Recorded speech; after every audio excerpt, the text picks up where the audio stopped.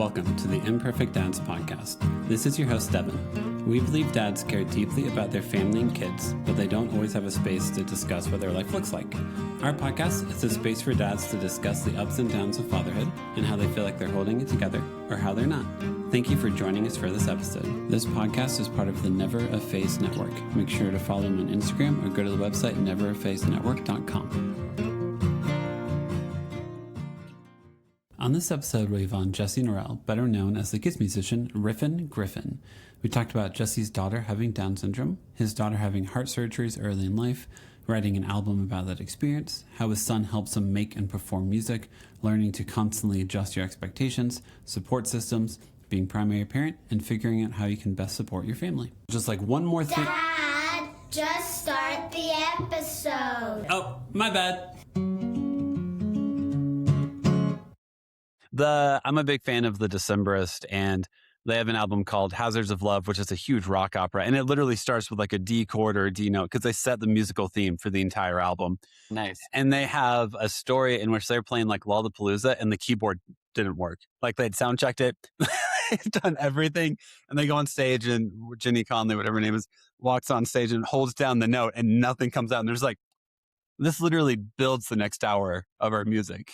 Like we can't, I forget what they said they did to like problem solve it and figure it out. But there's like, no, literally like this is setting the musical theme for the next hour of our performance. In the kids band that I play in, Riffin Griffin, we're usually our own sound techs. We bring our own sound system, and It's terrifying because it's like, if this doesn't work, it's like, well, everybody get really close to me and we're going to like, you know. Good to play an acoustic set, right? That's what you wanted to do.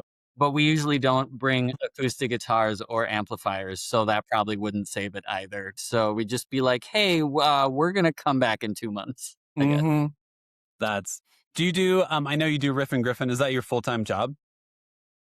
No, my full-time job is being a dad, and I teach guitar and some bass and some songwriting, both here in this room in my home and at this little like homeschool co-op. I taught for this place called Minnesota School of Music for 7 years. And then Riffin Griffin is like summer money because we haven't figured out how to, play shows when it's 0 degrees outside. Yeah, that's fair. Yeah.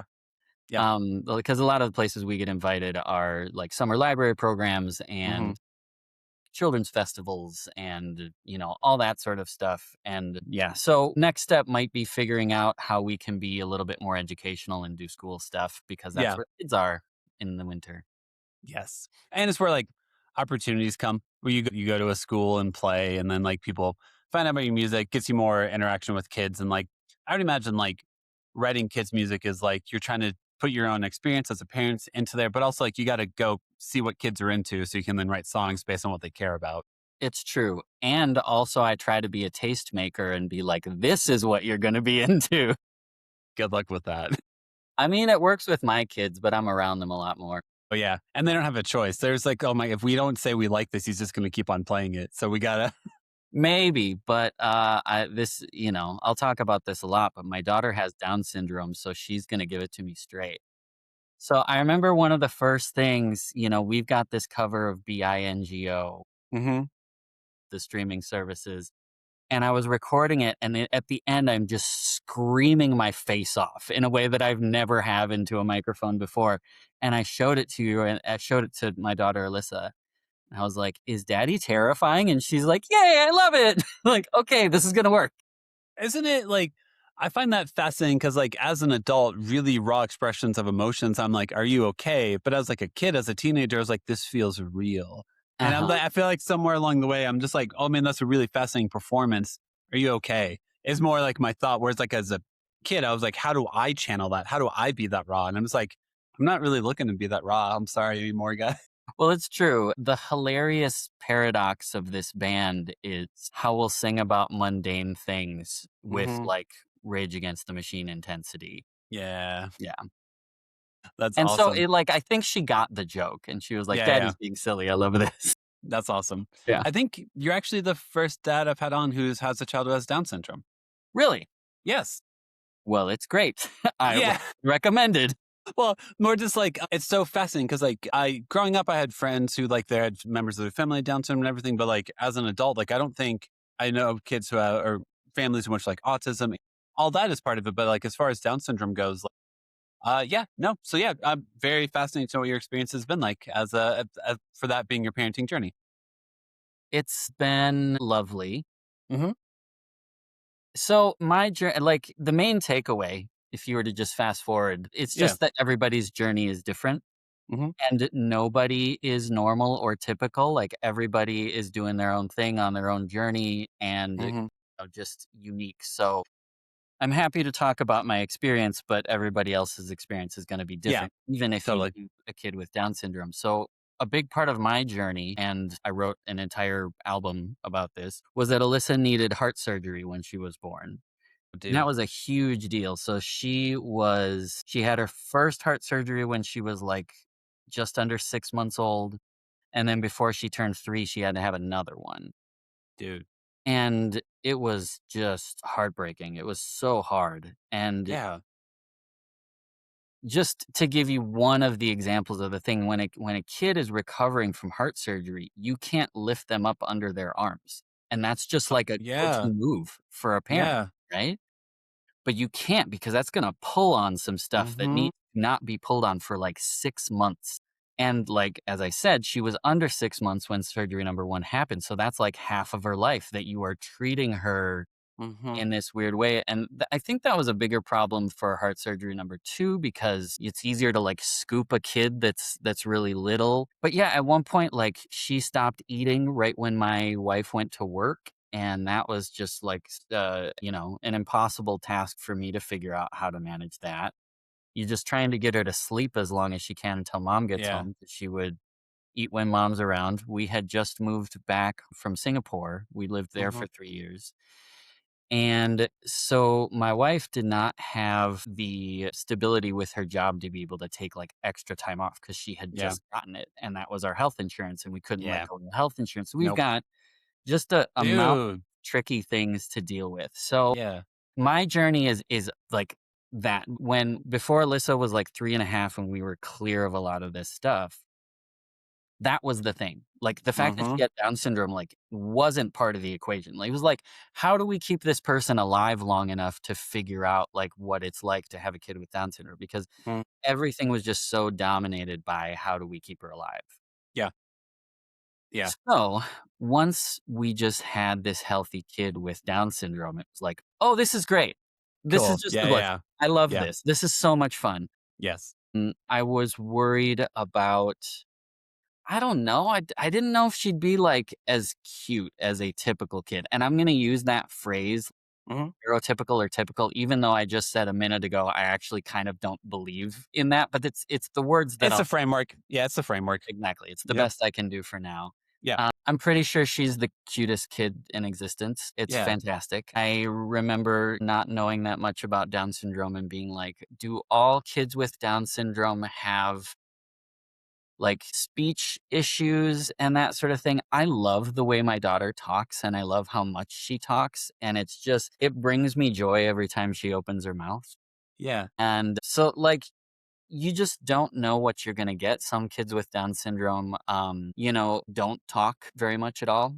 Mhm. And that's not our situation. And so she can communicate a lot. Every 10-year-old is not necessarily going to be able to communicate all their feelings. So that's true of Alyssa as Yeah, well. yeah. But yeah, I mean that's a little bit. I could talk about this for the Yeah. next 3 hours, and if you have any questions, let me know. But it's Cool. I think kinda what I heard in there was like, I think whenever you become a parent, you find joy in ways you didn't expect to find joy. And I'm assuming that whenever if that's how your journey started and everything, you're probably like, "I know I'm gonna find happiness in here. I'm gonna find joy in this, but, like, what's my path? How do I find the joy that I know children naturally bring to life whenever you started off with a rough hand, man. That's heart surgeries is like freaking that just I just want to give you a hug. That's basically all I think. thank you. I needed one for sure. Yeah. Yeah, and it's interesting your description that you just gave about like finding. What did you say? Finding joy The in an joy, like, because there's joy in parenting, but like I think if you're a lot of life is here's what I expected, here's what reality is. How do I manage this? How do I deal with this? And like, I think finding joy in parenting, finding the happy moments in it is the only way to survive it. Yeah. So that's so interesting because when I talk about kids and I think people in general with Down syndrome, I feel like that's a big part of it is that they are really good at finding joy in the They places where are. people sort of are are over it, I guess. Hmm. You sort of go like, okay, that brought me joy once, and now I'm kind of done with that. They Yeah. can continue to find this joy, and I think that's the a really good description because a lot of people think kids with Down syndrome are happy all of the time, and that's a misnomer. Yeah. Just that they will find pockets of joy that you won't expect, Cool. and that's really neat. So that sort of keeps that parenting joy kind of alive because you get to see them go like, Yeah. "Oh, I think that's hilarious," or, "Oh, I think this is really fun," doing whatever, and, when kids are young, like, spinning around in a circle or, singing some random song or something, and we all see that in our kids when they're little, but I feel like, in my experience, kids with Down syndrome can hold on to that a little bit longer. Hmm. Wish we all could, Yeah. right? It wouldn't, like, dull the joy after a while.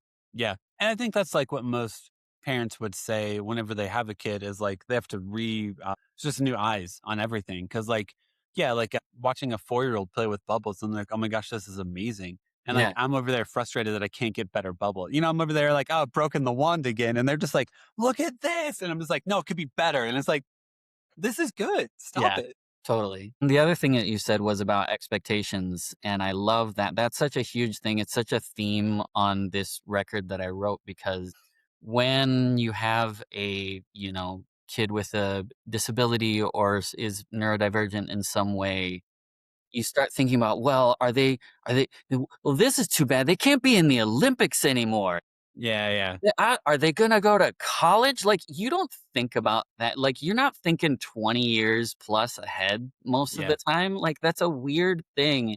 So you kinda have to check your expectations at the door Yeah. and just be like, if my kid doesn't learn to swim when they're 7, but when they're 15 instead, like, that's That's probably fine. okay. That'll Yeah. probably work out fine. Yep.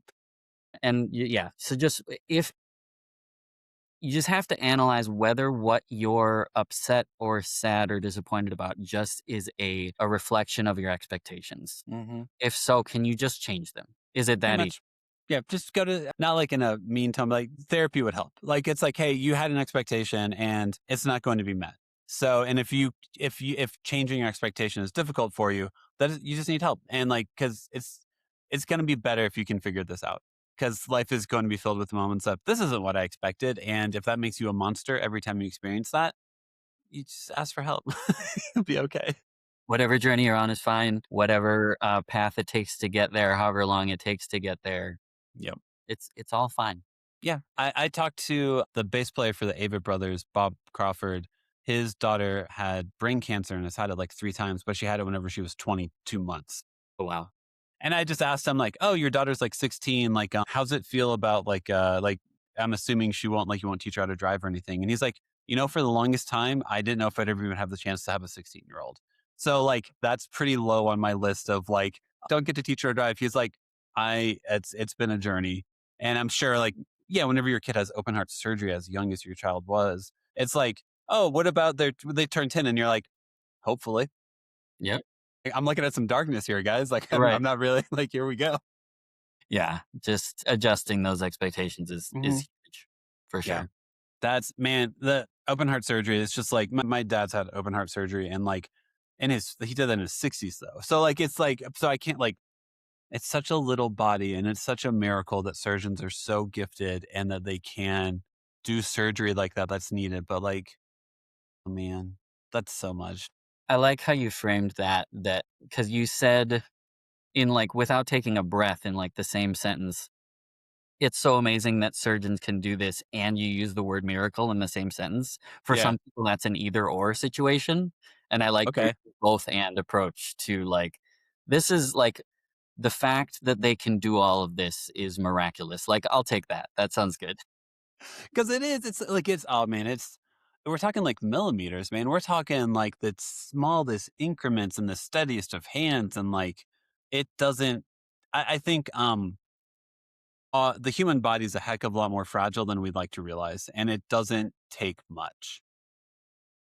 Yeah, and people may know that or may have noticed that folks with Down syndrome live a lot longer than they used to, Hmm. and I think the how common heart defects are with kids with Down syndrome, definitely, their lifespan has definitely been improved by all the modern technology and modern medicine. Yeah.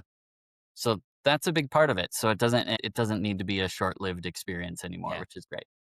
That's awesome. Yeah. Do you have one kid or do you have more than one kid? I have 2 kids, so I already talked about Alyssa, who is 10, and then Hmm. my son Tyler is 12.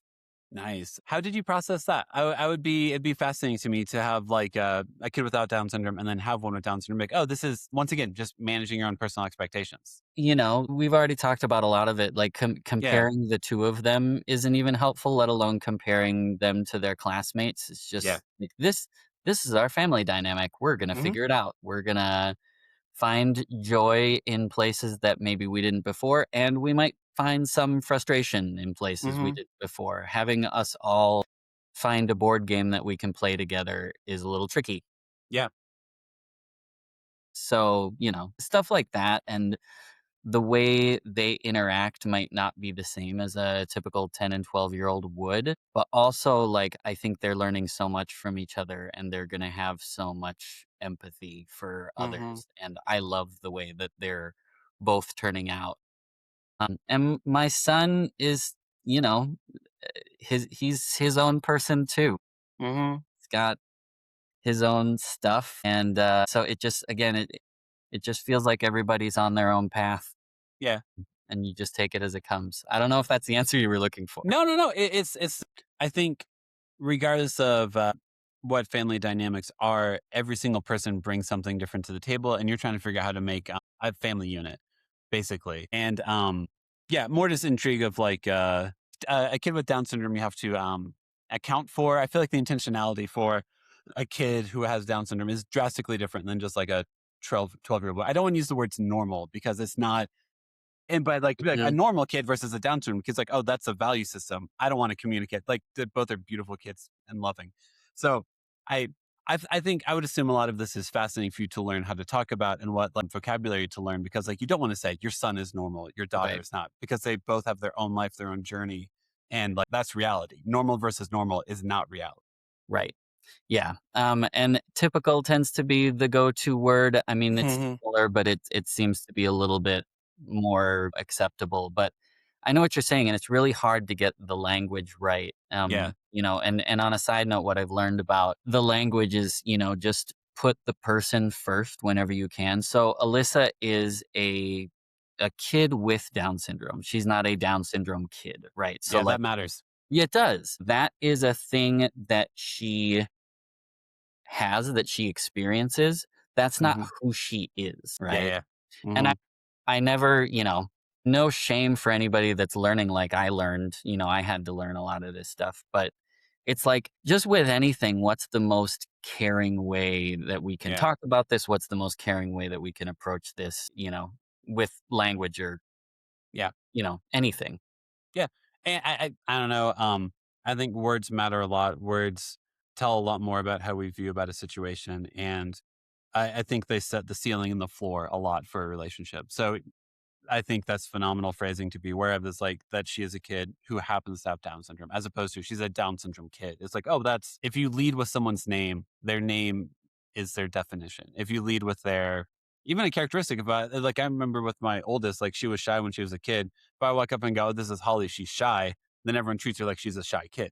And it's like, well, now I've put her now like now all she believes she is a shy kid. And like that's today she might have been shy. Tomorrow she'll be so it's language matters.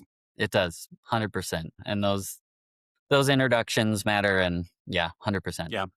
What about for like support systems, like community for it? Like how do you find community? Yeah. So last night I brought Alyssa to an adaptive dance program. So she does jazz dance and tap. And there is one other person in her class, a young girl, and they both have Down syndrome. And they've got 3 teachers for the 2 of them. And Mhm. so finding little programs like that, there's a bunch of them. And even if something is adaptive, that doesn't mean that they're gonna like it. Like, if there's adaptive soccer, that doesn't mean that your kid loves soccer, Yeah, yeah, right? Which we found out firsthand. yeah, Might try that again eventually, but yeah, yeah, so programs like that are great. We have the Down Syndrome Association of Minnesota, which is wonderful. So, and then there's this local organization that's actually become a national organization called Jack's Basket. And so when Alyssa was born, Carissa, who is the owner, drove to our house and handed us this basket of resources. Here are some things that you might need or you might be curious yeah. about, you might want to learn about. And she just sat with us and talked with us for a while, and they mail out these baskets like all over, I think, the world at this point, definitely the United States. Yeah. So Minnesota is particularly great that way, but there Mhm. are resources everywhere. But mostly, like, tapping into the typical kid resources is like just as useful, Yeah. because for the most part, you want to see what your kid needs that's different from Mhm. usual, and then see what you can do about that. And if not, like, go the normal path and see how that works out. Like, Yeah. follow the path that typical kids would follow and see how that goes, and then Yeah. adapt from there. Yeah. I think adaptability and flexibility is something like besides like, hey, parenting takes a lot of intentionality. But like I feel like no matter where your scenario is, like you have to be so adaptable as a parent because it's like, hey, how's the school year? And it's like, this year it's good. There's some like we have to navigate like how's your relationship with the teacher? How are they interacting with all their classmates and stuff? Like I don't understand ego in parenting because nothing is set in stone. Like I could get a phone call in the middle of this and be like, hey, you need to come pick up your kid for blah, blah, blah. So like I think that's the anxiety you live with as a parent is like I can't set anything in stone. I can't set and forget a single freaking thing in my life anymore. And I love that predictability and control that I assume comes with it. Right. Yeah. And sort of back to your, I feel like this is related to, you asked sort of whether I'm full time doing Riffin Griffin, my kids band. And Yeah. I saw, Alyssa get heart scans over and over again, and I kinda became interested in it and was like, "What if I went back to school to become an echo tech for kids?" Yeah. And that sounded really exciting, and I thought about it seriously, and then it seemed like my value was more in being able to stay home and even just kind of be on call for all of the stuff that comes up for both of our kids. Yep. That was a high enough value to the rest of my family that it's like, I know you could be making more money, like, you're a functional human being, like, you can go get a full-time job, you've had them before, you can have them again, but I have it took me a while because I think it's was relatively ingrained in me that, capitalism and finances provide Mm-hmm. stuff, like, Yep. that's what it's what's kinda drilled into you is that that's what you're supposed to do, and it took me a while, and then eventually it was like, "No, you're doing a good job." Mm-hmm. Like, Yep. being available in this way, and then just fill in the gaps where you can, and it still feels really busy even though I only kind of work part-time. It feels, especially, like, Riffin Griffin is kind of a business. My teaching job is running a small business, and it's just a lot of hours that go into that are not paid hours, Yeah. Yep. But that was an important thing for me to learn. I am available, I'm on call, and, very involved, in ways that maybe some dads aren't typically. Mm-hmm. I went to this, what I called mom's group, because when I first started bringing my kids to school, like preschool and stuff, it was the parents group. So you'd kind of wean your kids off of you and have them, okay, now today they're going to go to class for 10 minutes and tomorrow they're Mm-hmm. going to go to class for 20 Okay. minutes. Yeah. And, and then the parents would meet and talk about parenting stuff during that time. But it wasn't parents group, it was mom's group plus me. And I Yep. was surprised at this because we had just moved from Singapore, and I'm like, surely things have shifted more in the US. And I was surprised that they hadn't more than Yeah. that. Yep. And just fully accepted by that group, which was great. So they would talk about all the bottling and breastfeeding and all of the things in front of me. And Mm-hmm. that was, um, really interesting and cool. And I was going somewhere else with that, but now I lost my train of thought. I'm sorry. Well, hey, I'll relate to you. I'm also a stay-at-home parent, and, that entire journey is one I've also been on. Whenever we had our second kid is whenever I quit working. Okay. Because we were paying for 2 daycares, which was basically the cost of our mortgage, and my wife was making more money than me, and so it was like, okay, basically my paycheck pays for daycare.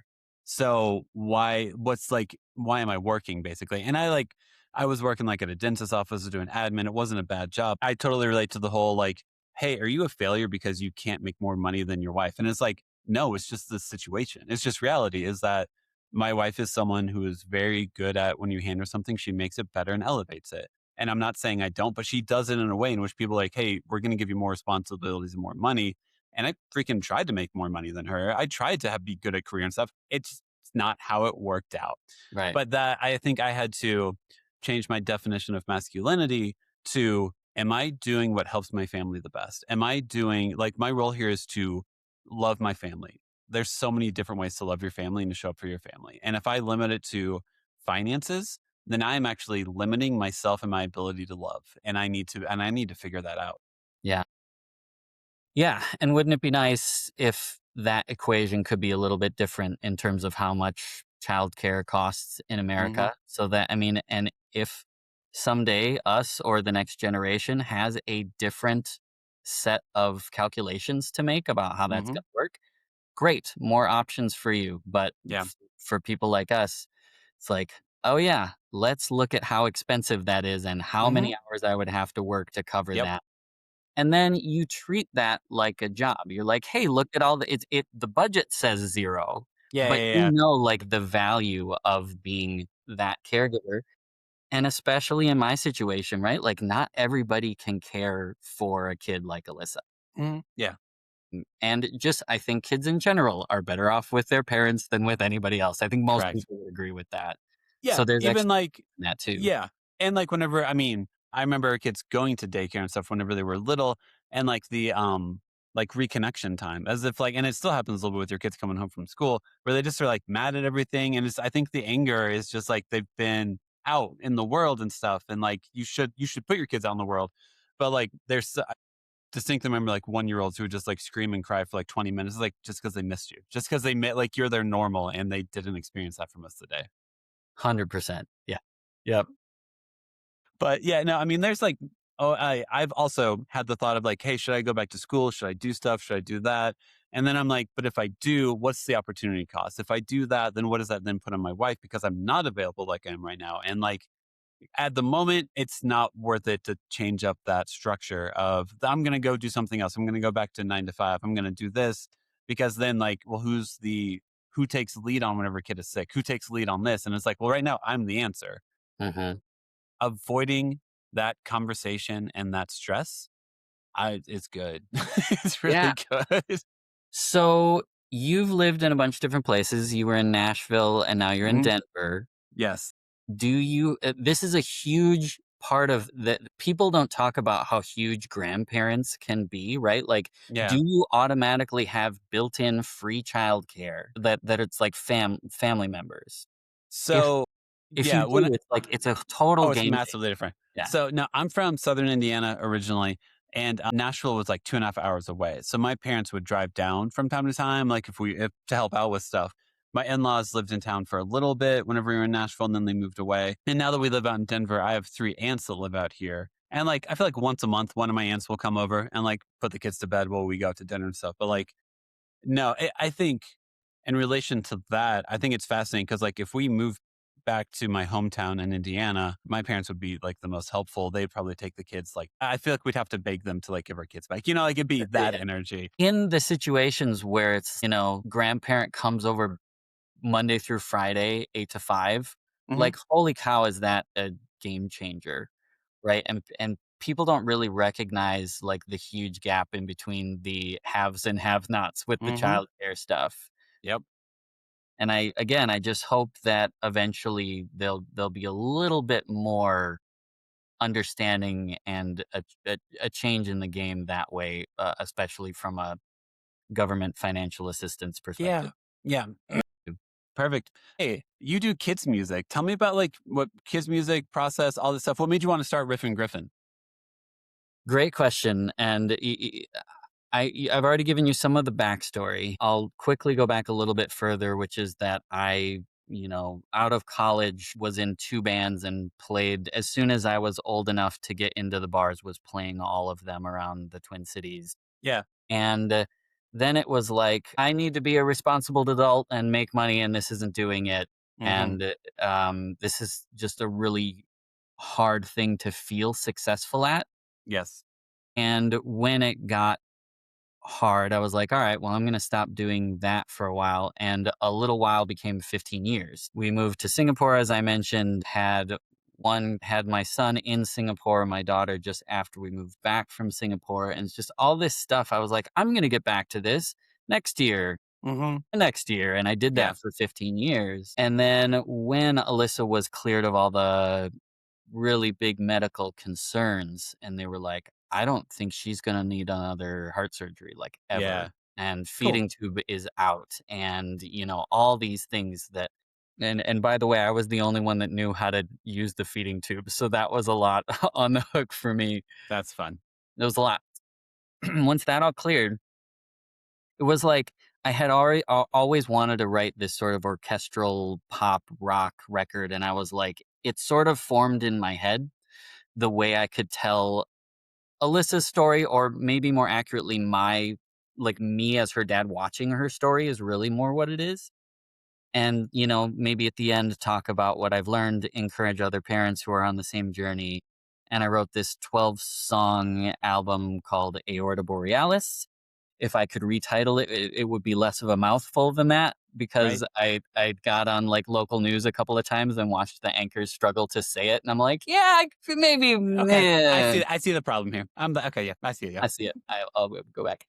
So released that, and at the beginning of the album just feels really heavy and dark, and like Hmm. it starts at this. You're supposed to have this joyous feeling of your kid being born, and instead you're just met with all these concerns that you don't know what to do with, and then Yeah. it just goes through the chapters of battling through all this stuff, and then by the end it's just like joy, and Hmm. it's lovely, and celebrates the different members of my family and how we all came back together. And by the end of it, and had felt like maybe that was going somewhere, got on Good Morning America and stuff, and was Yeah. like, hey, is this gonna like take off? And then it just kind of didn't. And I Yeah. was like, oh, well, that was fun. So what do I do next? Hmm. And when some of the people that I was talking to that I, got on TV a couple of times, as I mentioned, they were trying to understand it, and they were saying, so does Alyssa sing on the album? Did she? It's like, no, no, no. Well, it's about her, but she's not Yeah. on there. And then Yeah. I thought, but I could do that. Like, Hmm. we could do that. I had a bunch of songs I would sing incessantly to my kids, just make up garbage to get them to go Yeah. to sleep. And eventually I was like, I have so many little songs. What if they sounded like Green Day and Rage Against the Machine? That would be Yeah. Yeah. hilarious. Yeah. Because on the album, like I'm holding back a little bit. I made this little rule for myself, like, don't strum the guitar. That's what you always do. People don't do that anymore. Like, be more nuanced than that. And then I was like, Yeah. I just want to kick ass now Huh? for the Yeah. children. Started doing that, and I thought it was going to be kind of a divergence. And by the way, the other question I was asking myself was, is the end of Aorta Borealis already children's music?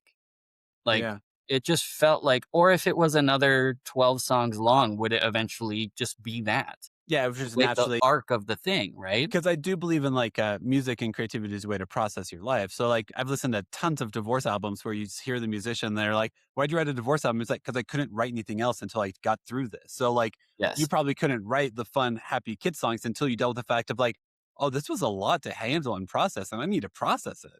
Right. And let me make a small divergence. We are Yeah. recording this on February 20th, Hmm. 2026. I live in Minneapolis. And the backdrop of all of that is that I haven't been able to write children's music for a minute because of Yeah. everything that's been going on in my Yep. city. It's like, Yep. I mean, the only thing that I could think of doing is starting a really angry, like, political punk rock band, and it's like, Yep. well, That's a I different energy. Yeah. that's a different energy, and it's like, I don't know if that fits with all the wholesome stuff that I've put out. Does it? Of course. Yeah. So it's like, and besides, I'm just like, it has been very tiring, right? Hmm. And you're like, Yeah. do you have the energy for all of that? Or are you just, so tired and sad and, and angry inside? You just need to figure out how to process it. Yeah. Yeah. Anyway, so Aorta Borealis, that was under Jesse Norell. That was my first solo record. And I was kind of asking what's next. And I had these songs. I was like, well, I'm going to record those next while I figure out what the next thing is, what Yeah. the next Jesse Norell record is, or whatever. Or am I going to try to get into like the sync thing or the jingle writing thing? And it was supposed to be this gap because I knew that if I stopped, I was scared that I was going to disappear into a cave for another 15 years. So instead I was like, okay, I think I've got 12 to 15 of these. Let's just do it. They can be real short, doesn't matter. It's going to be hilarious. And then I did it and you start getting some like this sort of positive feedback loop, especially from kids and from my own kids. And then after I recorded those that sort of were these little ditties that are already existed, was like, well, what if I tried writing something from scratch? What would that Yeah. sound like? And then it was just like, I just want to keep doing this, especially after I formed a live band and was able to do it in front of kids and to watch Yeah. their reaction. Uh-huh. It's all been great. I've heard a couple of your guests talk about like, I started doing this thing, Justin Roberts, Mega Ran, they started making children's music and it sort of took off on its own. I have not had that experience, but I have started to feel the positive feedback loop, which is something that's harder to get in adult music because it's crowded and adults suck sometimes, but Hmm. kids are awesome. Yeah. And it's just like, I think musically, I'm getting everything that I want out of this because I do treat it like I want to make the best possible thing that I can for kids, Hmm. like Mr. Rogers did, like, Disney movies do, Yeah. you know, like Super Mario did for me when I was a kid. I was like, this Yeah. is a kid's toy? Are you Uh-huh. kidding? This is amazing. Yeah. Yeah. That's the kind of energy that I put into it. It's a ton of work and I love it. And it feels like it's doing, except for the like political, I want to just have every word be a curse word. Hmm. It's filling most of the void for me, which is great. That is good. And it's nice whenever like I don't know, man. Even like you're talking about like positive stuff. I think when you do creative things, I think I'd said to you whenever you were like, "Oh, hey, I listened to some episodes." Like my genuine thought is like, "Thank you." Like Man, it's just because like it's so like it's not even like getting positive response. Sometimes like, am I getting any response? Because it's so easy to like put stuff out in the world and be like, someone saw this, right? Like I'm yeah, not just screaming into the void. So getting positive reinforcement from kids and being like, "Hey, I wrote this silly song," and kids are like, "I love this." It's like that's intoxicating. Like it honestly. is. Yeah, and it's so weird doing, the podcast thing, the music thing, you put it out into the void. Spotify says that 2,000 people listened to that this month, and you're like, Yeah. "But none of them told me about it." Exactly. Yep. Yep. Oh, this episode had 100 listens and not a single person. And my mom can't listen to it 100 times. I know it's more than just her. Right, yeah, it's at least 98 other listeners than my family in there. Exactly. But it Yeah, is like I think it makes it more meaningful or like yeah, it's definitely a different energy whenever someone does be like, "Hey, I really like this." You're like, that's so much more encouraging than you would realize. So like I just try to make it a point if I meet like a chef or someone and they're doing something like, "Hey, I like what you're doing," to like just say it. Because yeah. most people don't take the time to say it. Yes, I was thinking for a long time about, like, how your mom used to say, like, if you don't have anything nice to say, don't say anything at all. What if we Yeah. took that to the opposite extreme? Yeah, Like, yeah. if you think something nice, don't keep it to yourself. Yep. Pretty much. And because it's a heavy world. It's a heavy life to live in sometimes. And just people being like, "Hey, I thought that was good." I mean, how much time do you spend telling your kids like, "Hey, I liked when you did this." Like it's all you positive reinforce like freaking everything whenever you're a parent. And whenever you try to do and also like I'm not gonna act like I don't have my own walls up if someone's like, "Hey, you were good when you do this." That I'm not gonna immediately gonna be like, "Thank you. I appreciate that." I'm gonna be like, "What are you trying to get at? What's your agenda?" Right. Yeah, I know.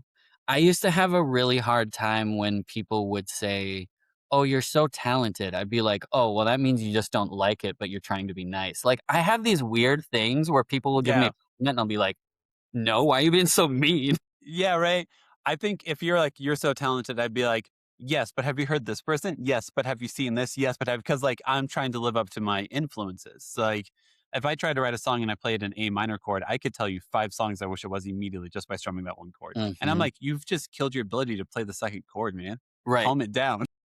The self-editing and the yeah, it the way songwriters in particular edit themselves as they go is so counterproductive. So it's Yep. like I heard the Chris Caraba Dashboard Yeah, yeah, Confession gets up in the middle of the night so that because he's find that his editing brain isn't on and he'll yeah, just do stuff and then I don't know if he goes back to sleep or whatever, but it's like, how are you possibly gonna turn that thing off when you have just constant, "Nope, that sucks. Nope, that's yep, terrible." Like, yep. how are You you can be supposed to better.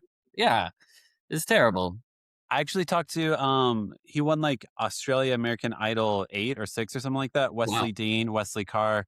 And he has 2 kids and that's what he would do is he would wake up at 2 a.m. and just be like, honestly, if I try to do this in the morning, the day's gonna already be gone from me. And then I'm gonna be like, okay, it's the afternoon, let's get lunch, let's go write some songs. And then in the middle of a session, I'm gonna be like, well, now I gotta go pick up the kids. Like, and he's like, so 2 a.m.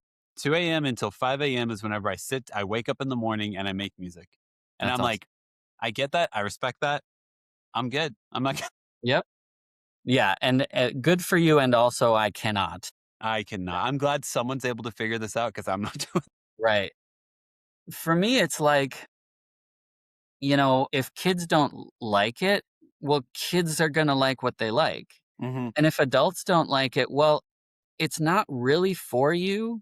Yeah. Although I will say caveat on that, I do write for adults. Yeah. When I write, I sit down and I think, "Okay, so what would I wanna listen to if my kid wanted to listen to this over and over again? Yeah. What could I get down with?" Yeah. And so there is, like, I write music for the adults and lyrics for the kids. A lot of times Hmm. that's part of it. Yeah. But if, like, neither of those hit, it's like, I get it, that's fine. It's sort of Right. like, I do stuff that I would make me laugh, and Hmm. sometimes the target audience, like, I don't even know what it is. There's this song that we have on streaming called "Tummy Time," and it's a super aggressive song about tummy time, Yeah. Yeah. and I'm like, "Who is this for?" It's like the kids are too young to enjoy it, and I don't like, it's too intense for the thing that it is, like, Yeah. Yeah. Yeah. it's But you had to write it for some reason. but yeah, because I found it hilarious, and maybe someone else will find it Yeah. hilarious. I think that that's funny. Justin Roberts, I think he sounds like if the Mountain Goats made kids music. That's how I always feel like because he's got like the nasally voice, he's got like Mhm. the very acoustic but very talented full band around him and stuff. Yeah, So if my kids like want to listen to him, that's what's in my head is like I feel like if Mountain Goats had a really like in a multiverse, they're playing kids music. This is the vibe I would expect for it to sound like. yeah, for sure. Now, I heard you talking to William Goldsmith from Sunny Yes. Day Real Estate, and Yeah. he was like, "Hey, you should listen to Assertion. Great Yeah. record, by the way." Yeah. Yeah. And he was like, "But don't tell me if you did. Like, you don't have to Don't give me tell me. feedback." Yeah. Yeah. Right. Yeah. It was just sort of like, "I get it. Everybody's busy." Understanding that, and that being Yeah. said, I am curious to know if your kids would enjoy Riffin Griffin. So if you ever if Okay. they do Okay. Yeah. enjoy it and you feel like letting me know, Yeah. Yeah. Yeah. please do because that ties back into our other part of the conversation that we're all Yeah. trying Totally. to hear some of the voices out there in the void that Yeah. may or may not be Yeah. listening. Yeah. This afternoon, I'll make sure to give it a solid spin with my son and see how he responds to it. And I'll let you know. Okay, thank you. Of course. And thank you for asking for that because that also takes courage to be like, hey, I made this thing. I'm proud of it. So if you could just tell me your thoughts on it, that'd be great. That takes courage to do and vulnerability just to acknowledge that. Well, thank you. We just talked about we all need it. We're all human We beings. do. I want to know I'm doing something right. I'm sorry. Yeah, and I do feel like when I've listened to some of your podcasts, I've heard, like I feel like you and many dads who may be listening to it are kind of my target audience, like, the Mhm. people that I am thinking about when I'm writing this, like, people that when they hear Nirvana aren't like, "Oh, that is," they grew up on that stuff. Yeah. Not that we're that grunge or anything. We're more along the lines of, kind of a Blink 182 riff driven Mhm. sort of situation. But for a lot of people, like, that's their oldies, right? Like, Yeah, that's exactly. dad Yep. rock now. I've Yep, heard you it talk a is. little bit about dad rock too, and I always have a weird relationship with that Yeah, because of course. when you say that, people, like, dismiss you immediately, but, like, "No, we can redefine dad rock. We We can, can and make it new again." that's what We we're doing, get and, it. like, dad rock isn't just Leonard Skinner and the Allman Brothers anymore, guys. I'm sorry, but Enema of the State's 30 years old now, guys. Like, I don't Yep, know, it's graduated college for a while. Like, yep. it's about to have its midlife crisis. That's what those albums are. Totally. So I think that, Riffin Griffin is great. Get your energy out, run around, just sort of music, get yourself pumped up before school with your kids kind of music. And different parents have different tolerance for adult content in songs Mhm. when their kids are different ages. And so I like to pose a different alternative, right? So like a lot of the music that I think really sounds like it's kids music in the terms of how big the riffs are and how exciting it sounds. You're like, "Oh, that song's about a heroin addiction. Cool." And when Yeah, Billy Corgan is talking about love is suicide, yeah. you were talking the other day, on one of your podcasts how, like, your daughter was like, "Hey, what does this say on the bathroom stall wall? Let's see, I SHI. Let me try to see. sound that out." You probably said, "It's good for us to have this It conversation so is, we yeah. can know what that word is." Yeah. Also, I didn't need that today. I didn't I expect wasn't that. expecting that. Like, could I just deal with things when I want to rather than, like, being surprised all the time? And I Pretty feel like much. having a safe place where, like, hey, this is music that is suitable for kids that I can trust this, Yeah, and yeah. we're not gonna talk about. I mean, have you looked at AC/DC lyrics? Oh my gosh. I Like, mean, Third Eye Blind's my favorite. Third Eye okay. Blind's my favorite for that. Crystal meth will lift you up until you break. Deep inside of you. 10 Days Late. I didn't know what 10 Days Late was. I didn't know that was about getting a girlfriend pregnant whenever I was a kid, you know? Learning this She's now. 10 days late. Yeah, it's just no, It's pop music in the 90s was like, as Mile High, what would you do if your son was at home crying all alone on the bedroom floor because he's hungry and the only way to feed him is to sleep with a man for a little bit of money and his daddy's gone? That was a pop song, you know? wow. Yeah, and it's like, at the very best, it's innuendo that you're crossing your fingers that they Please don't don't get. pick up on that. Please don't And pick up you're on that. like, "Why do I need to live there? Why isn't there music that solves this? Because there's a lot of music in the world." Yes. So for me, it was a little bit of like, can I is there a problem to be solved and can I solve it? At least for Yep. my family. Yeah. And we kinda have. Yeah. That's awesome. You've heard the 5 questions, so Uh-huh. you should so don't be stumped by them, okay? That's my I will request. try. Yeah, I've thought about them a little bit. Okay, good. Okay. First question is backup names for your kids. Is there anything you almost named your kids? So, I remember with Tyler thinking I kind of liked Jeremy, but I didn't wanna be like, "Jeremy," every time I saw Jeremy him. Rocker. Yeah, yeah, So, that was one that I avoided. yeah, But it was a lot of, like, what we did end up doing was we thought both of our kids' middle names were gonna be their first names, and then we flipped them. yeah, yeah.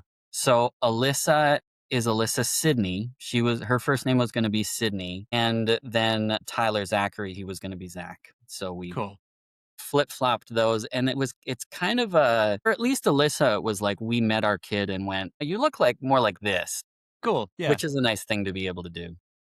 that's awesome. And then next question: favorite TV or movie dad?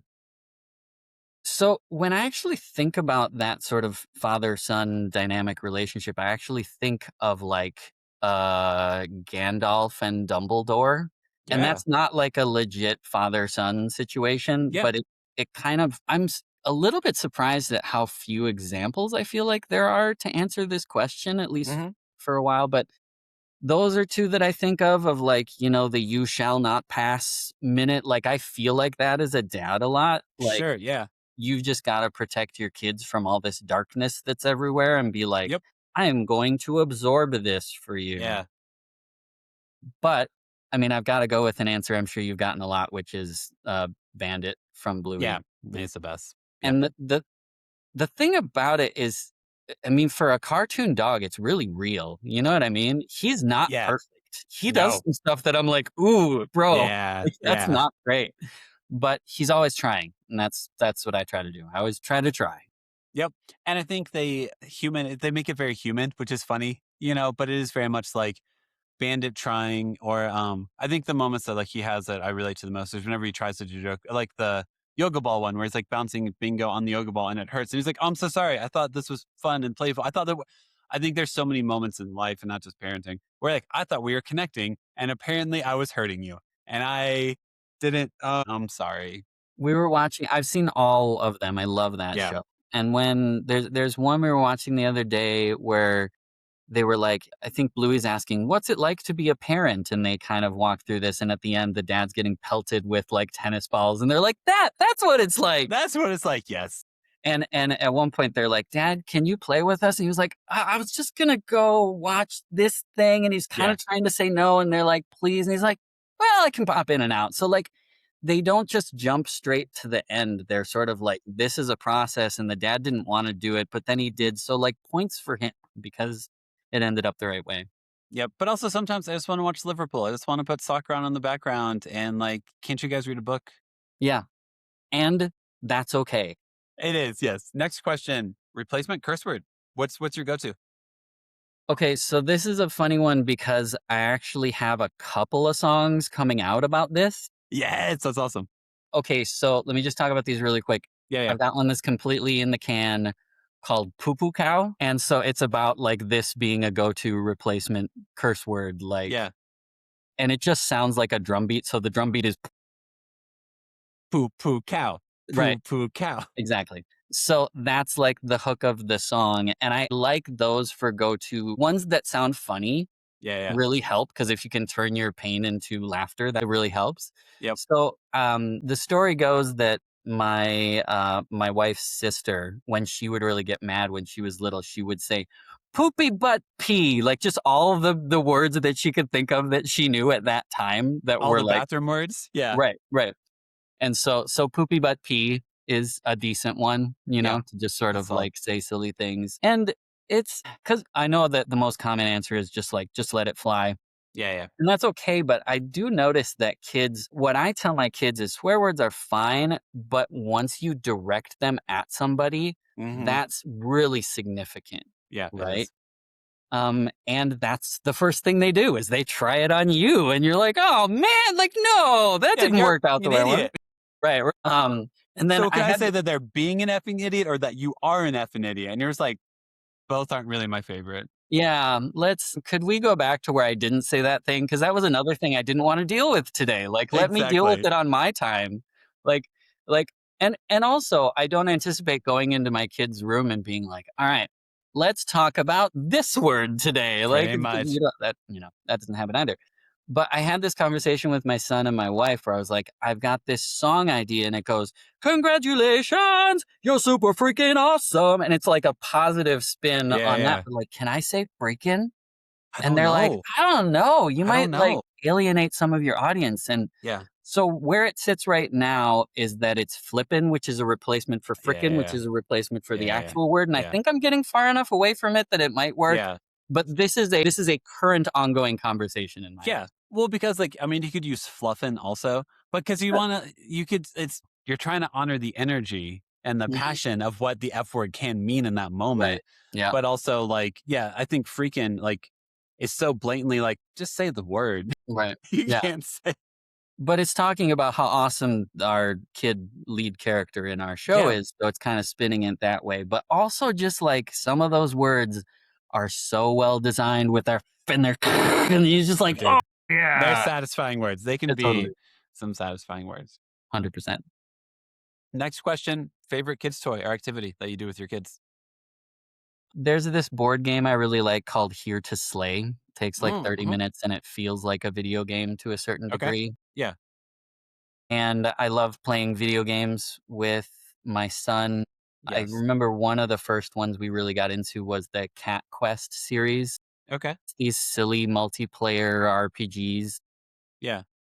That was one we did together, but obviously we started with Mario and Zelda, Yeah. all that stuff. Let's see. So yeah, any video game that we can find that that's just so fun because I grew up Yeah. on a lot of that stuff Yeah. and really enjoy that together. Not as much for me and my daughter, but I will say Yeah. for all of us, surprise, surprise, music is a really big deal, as I've talked Cool. about. Yeah. Listening to music together, my kids sing on a lot of my stuff. My son is becoming a better rapper and musician all the time. He has perfect pitch. Cool. So I get Alyssa involved like in bits and pieces where I'll record her voice and then I'll like pitch shift it and I'll Yeah. put it Yeah. in. Yeah. Yeah. She's starting to get more comfortable and better putting the headphones on and singing to a microphone. She did that for the first time the other day. It turned out That's amazing. awesome. That's really sweet. Yeah, but it's mostly like, more call and response stuff than like singing on beat and in pitch and that sort of thing. And I still am getting better and better at knowing how to incorporate her. Yeah. My son is just starting to just come into his own as a musician, and I'm That's starting cool. to just use him a lot more, especially when I dream up a collaboration that doesn't work and I'm like, "Hey Tyler, can you do this part?" Yeah. He's like, "Yeah." So all that's That's all the cool. music stuff, creating it, listening to it, bonding Yeah. over it. My son is super into video game soundtracks. Okay. So he's a Yeah. huge, like, Toby Fox fan. We love Darren Korb. He wrote the Hades soundtrack, Okay. and he listens to 90% video game music. That's so cool. It's great. That's awesome. Still Final Fantasy VII is my favorite score, like of all Yes. time, but Yeah. also very impressionable game to me whenever I was a kid. So And yeah, that definitely plays a part. My favorite game of all time is Skyrim. Beautiful soundtrack. okay. Yep. Yep. Yep. Yep. Yep. But just it's an underappreciated medium with Mhm. certain people. Yep. For the most part, I like my songs with lyrics and vocals, but for instrumental music, I really like the video game stuff. Yeah. That's awesome. And then last question, least favorite kids show. Cocomelon and Bebe Finn are like I mentioned when I think about my target audience when I'm writing kids music. Yeah. Sometimes it's and I just want to give an alternative to that because I really dislike that. That's how like Matt Pryor was for Get Up Kids. He was like, I'm gonna do kids music because this kids music sucks and I can make better stuff than this. Yeah. So yeah, Cocomelon, Bebe Finn. I think that's all I'll throw under the bus Cool. right now. That's awesome. If you're an indie creator and you're making stuff, good job. Yeah, If right. you're Yeah. a huge corporation, no thank you. Yeah. Right. Okay. Last thing Yeah. is moment for self promotion. Like where do we find music? All your good, all that stuff. Riffingriffin.com. At the top, there's the links to all the socials because of what I've been talking about with what's been going on in Minneapolis. Yes. It's a little bit of a ghost town at the time being, Mm-hmm. but that'll pick up, especially in the summer when we've got like 30 shows lined up this summer. Cool. Yeah. So I'll be posting just because it's like I took a picture from what I did today. Like that comes Yeah. Yeah. more naturally. So, but if you want to go straight there, Instagram is Riffin Griffin Music. That's Facebook too, but I'm not great about posting there. Yep. I'm on TikTok, but eventually one of these might be the go-to thing. But so far Yeah. it's like I don't know what I'm doing. It doesn't feel great to be on Just there. find me. I don't know. I'm Right. here. But I mean, I've got lots of content on there, just not recent. Cool. Hey, that's all I got for you. Thank you so much for your time. Thank you for trusting me with your story, and thank you for letting me learn about your life. I really appreciate it. Absolutely. Thank you, Devin. Lovely to meet you. Perfect. Nice to meet you as well. See you next time. Bye.